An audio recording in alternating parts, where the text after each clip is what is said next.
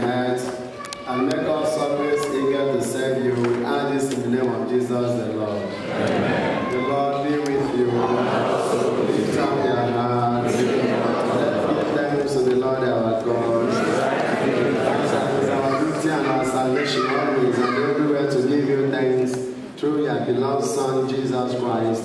He is the Word through whom you made the universe, the Savior you sent to redeem us. By the power of the Holy Spirit, He took flesh and was born of the Virgin Mary. For our sake, He opened His arms on the cross. He put an end to death and revealed the resurrection. In this, He fulfilled their will and won for you the holy people. And so, we join the angels and the saints in proclaiming your glory as we sing.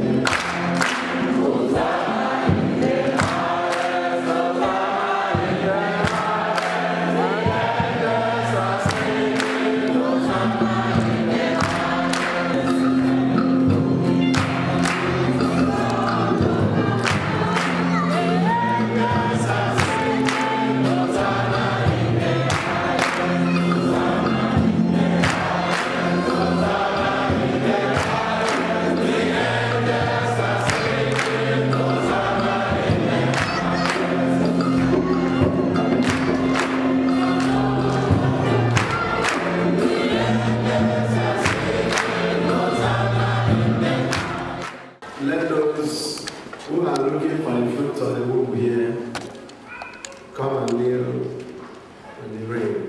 Or anybody who has a fertility problem, male and female alike, come out with faith. You have gone to the hospital and the doctor told you, medically you think that your case, your sickness and passing through cannot be handled by doctors in the world. Come out equally in faith. Let the specialists in impossible situations look at you.